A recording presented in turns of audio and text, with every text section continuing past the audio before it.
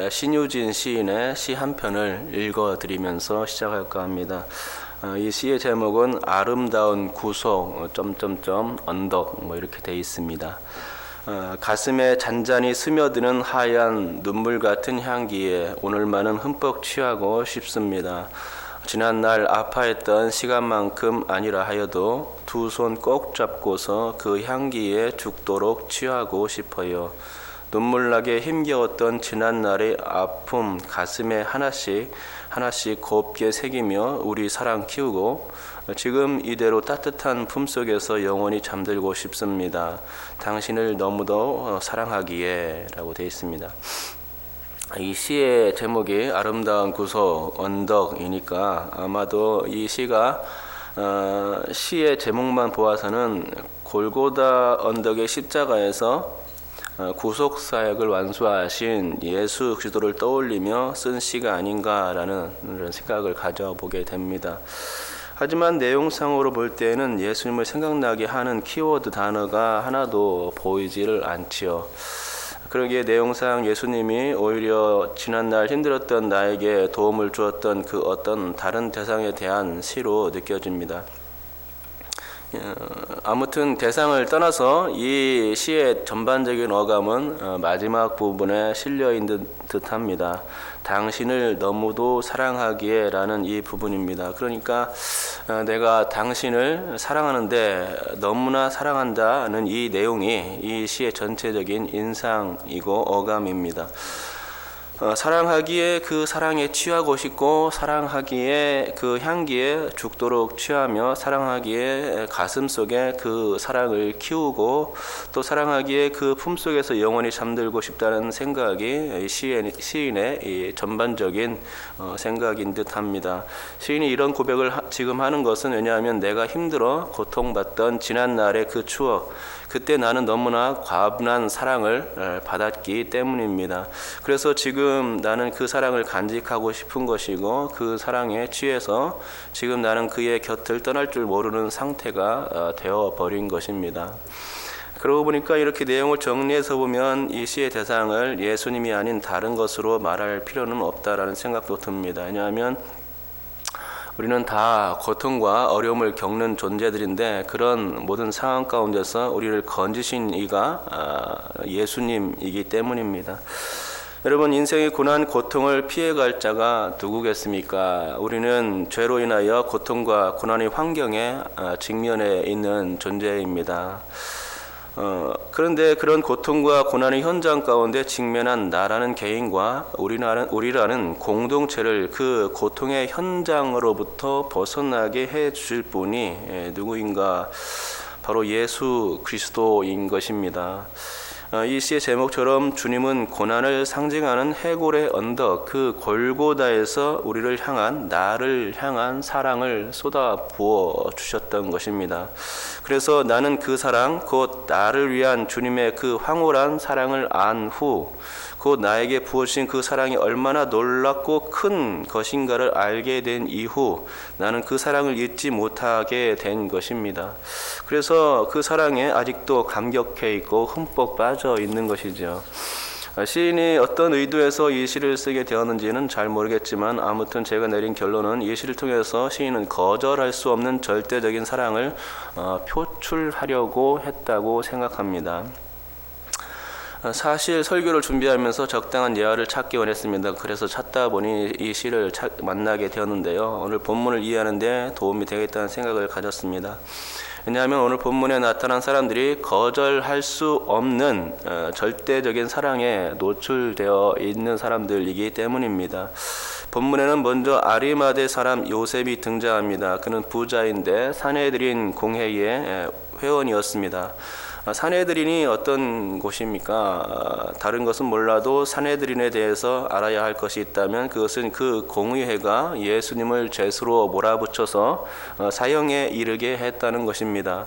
그런데 51절에서 피력하고 있듯이 요셉은 어떠한 인물이었습니까? 그는 공회의 회원이면서도 공회의 결의에 가담하지 않았다라는 것입니다. 왜 그렇게 했는가? 단 한 가지 이유입니다. 그가 예수님의 절대적인 사랑, 거절할 수 없는 사랑을 받은 자였기 때문입니다. 본문에서 누가는 이 요셉을 소개하면서 그는 공회의 의원이었지만 선하고 의로운 자였다라고 소개하고 있습니다. 그는 다른 공회의원들과 섞이지 않았습니다. 그 이유는 정확히 알 수 없지만 요셉이 예수님을 곁에서 지켜보았기 때문일 것입니다. 예수님을 끝까지 따르고 배반하지 않을 이유가 그에게 분명히 있었던 것이죠. 요셉이 보기에 예수님은 죄가 없으시고 또 예수님은 사형받을 아무런 이유가 없었습니다. 그런데 사람들이 죄수 취급하고 또 사형까지 언도하게 되니 도무지 이해가 안 되는 그런 일이었던 것입니다. 그래서 공회 편에 손을 들어줄 수가 없었습니다. 대신에 그는 예수님의 손을 들어준 것입니다. 요셉 그 자신이 의로웠듯이 요셉이 본 예수님은 참으로 의로운 분이셨던 것입니다. 그는 하나님의 나라를 사모하며 기다리는 자로서 예수가 구원을 베푸실 메시아이심을 본 것이죠. 그런데 만일 그가 예수님에 대한 이런 영적 관점이 없었다면 그는 아무래도 예수님의 시체를 거들떠보지도 않았을 것이 분명합니다. 예수에 대해서 아무 관심도 없는데 시체를 자신의 무덤에 매장할 이유가 전혀 없다는 것입니다. 하지만 그는 예수님의 시체를 자신이 판 무덤에 기꺼이 매장하고 장례까지 치러 주었습니다. 이는 이런 그런 호의적인 행동이었고 존경하는 예수님에 대한 그 예우적 차원에서 벌어진 일이죠. 문제는 그가 이런 행동을 함으로써 나타날 여파였습니다. 산헤드린이 결의하여 죽인 예수, 그 예수의 시체를 장례 치러준다는 것은 산헤드린에 대한 거부 의사였습니다. 공동체에서 눈밖에 난다는 것은 사회생활 혹은 관계적 차원에서 매우 힘든 일이 됩니다.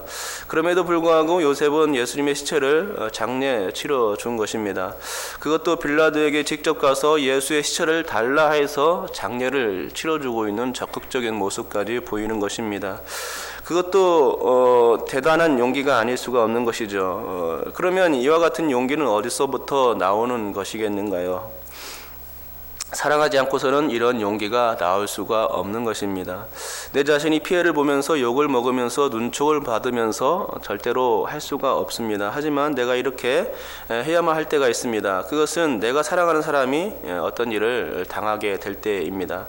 내가 사랑하고 아끼는 사람이 정말 억울한 일에 처한다면 나는 죽는 한이 있더라도 용기를 내어서 내게 되죠.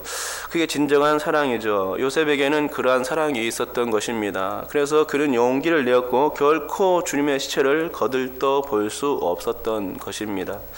이제 예수님을 사랑한 또 다른 부류의 사람들이 본문에 등장합니다. 갈릴리에서 온 여자들입니다. 오늘 본문에서 나온 이 여인들의 행동을 알 수 있는 부분은 55절입니다. 우리 55절을 다시 한번 같이 읽겠습니다. 읽습니다. 시작. 갈릴리에서 예수와 함께 온 여자들이 뒤를 따라 그 무덤과 그의 시체를 어떻게 두었는지를 보고 아멘. 여인들이 그 무덤과 그의 시체를 어떻게 두었는지를 보았다는 것입니다. 곧 요셉이 장례 치를 때에 그 모든 과정을 이 여인들이 자세히 지켜본 것이었습니다. 요셉은 예수님을 세마포로 싸서 아직 장사한 일이 없는 바위 속 빈 무덤 속 자기가 들어갈 무덤을 예수님께 내어드렸죠. 그래서 이렇게 장사했는데 이 모든 장례 과정을 그들은 다 지켜보았다는 것입니다. 여인들은 무덤의 장소가 어디에 있는지도 확인했습니다. 그 무덤이 어떤 형태의 무덤인지를 자세히 알아본 것입니다. 그 무덤 속 크기가 얼마나 되고 또 아무도 장례 치른 흔적이 없음도 더불어서 발견했습니다. 예수님이 빈 무덤 안에 안치된 것을 또 확인했습니다. 예수님이 세마포로 둘둘 말려져 안치되었음도 확인했던 것입니다. 그러면 여인들이 이처럼 자세하게 장례 과정을 살핀 이유가 무엇이겠습니까? 그것은 다시 찾아와 향품과 향유를 예수님의 몸에 발라드리기 위해서였던 것이죠. 여인들은 예수님을 너무나도 끔찍히 사랑했습니다. 그런데 당신들이 그토록 아끼는 예수가 죽었으니 얼마나 슬픈 일입니까? 그래서 예수님을 남의 빈 무덤 속에 방치해 두는 것을 그대로 두고 볼 수는 없었습니다. 방치된 예수님을 볼 수가 없었던 것이죠. 비록 돌아가셨지만 무엇이라도 예수님께 해드리고 싶은 게 이 여인들의 마음이었을 것입니다. 그래서 향품과 향유 같은 것을 준비했습니다. 그리고 안식 후 첫날이 되어서 새벽 미명에 향품을 들고 예수님의 무덤을 찾아간 것입니다. 이른 아침부터 그렇게 부산을 떨 이유가 어디 있겠습니까? 예수님 그 안식일에 이제 하지 못한 일들을 갖다가 이제 안식 후에 빨리 해드리기 위해서 그랬던 것이죠. 안식일에는 일할 수가 없으므로 기다렸다가 안식일이 끝나는 시점이 되자 서둘러서 예수님을 찾게 되는 것입니다. 새벽 시간 졸립고 정말 힘든 시간을 마다하지 않고 어서 빨리 조금이라도 빨리 예수님의 그 몸에 향품과 향유를 발라주어야겠다는 일념이 그들의 발길을 그 새벽 아침에 그 미명의 시간에 재촉했던 것입니다. 그만큼 그들은 예수님을 사랑했던 것이죠. 그렇습니다. 오늘 본문에 나타난 아리마대 요셉과 갈릴리의 여인들은 예수님을 사랑했던 사람들입니다. 그래서 비록 예수님이 돌아가셨지만 그 주님 곁을 결코 떠날 수가 없었던 것이라고 보아야 합니다. 마지막까지 사랑하는 이에게 해줄 수 있는 그 모든 예우를 다 해드리고 싶었던 것이죠. 그래서 용기를 냈고 그래서 향품을 준비했습니다. 그래서 빌라도에게 시체를 달라 했고 그래서 무덤과 시체를 어떻게 두었는지를 자세히 살펴보았습니다. 자신의 무덤까지도 예수님을 위해서라면 기꺼이 헌사할 용의가 그에게 있었고 비록 피곤하고 힘들어도 예수님의 무덤을 향해 새벽 발걸음을 재촉할 용의가 그녀들에게 있었던 것을 보게 됩니다. 사랑하지 않고서야 할 수 없는 일들이었습니다. 절대적인 사랑을 받은 사람만이 할 수 있는 일들이었습니다. 예수님이 누구인지를 정확히 아는 사람들의 행동이었습니다. 예수님을 사랑하는 사람들은 다 이와 같이 행동할 줄 믿습니다. 여러분 마음만 있다면 용기는 두 번째입니다. 받은 사랑이 가슴속에 아직도 울렁대고 있다면 행동하게 되어 있습니다. 우리는 예수님께 얼마나 많은 사랑을 받은 존재입니까? 과거에 우리는 고통 가운데 있었고 그 고통은 현재와 영원한 미래로까지 이어질 것입니다. 하지만 이제 우리에게 고통은 끝났습니다. 누구 때문에 그렇습니까? 예수님 때문에 그렇습니다. 우리가 예수님을 만난 이후로 우리는 고통과 이별했습니다. 주님께서 우리를 자유하게 만들어 주신 것입니다. 영원한 자유를 우리에게 선물해 주신 것입니다. 십자가의 그 사랑이 우리를 절대로 갚을 수 없는 놀라운 사랑 안에 거하게 하신 것입니다. 그러기에 우리는 예수님을 떠날 수가 없는 것이죠. 그러기에 예수님께 나의 전부를 드리고도 남음이 있습니다. 그러기에 날마다 그분 곁에서 사랑의 고백을 하고자 하는 것이죠. 그분의 향기에 흠뻑 취해 살고픈 이유가 바로 주님의 은혜 때문입니다. 이것이 그리스도인의 마음인 것입니다. 예수 그리스도에 대한 사랑, 고통의 과거를 지우고 새 삶을 주신 그 놀라운 사랑, 오직 예수 그리스도밖에 줄 수 없는 그 사랑, 나는 그 사랑을 아는 자이고 여전히 그 사랑 안에 머물기를 원하는 것입니다. 그러므로 다음과 같은 고백과 함께 설교를 마칠까 합니다. 주님 사랑합니다. 내가 주의 놀라운 사랑에 이제 흠뻑 취해 있게 되었사오니 이제 나로 하여금 주님 곁에 늘 살게 하여 주옵소서. 오직 주님만 찬양하게 도와 주옵소서라는 고백이 여러분의 고백이 될 수 있기를 주님의 이름으로 축복합니다. 기도하겠습니다. 하나님 아버지 감사합니다.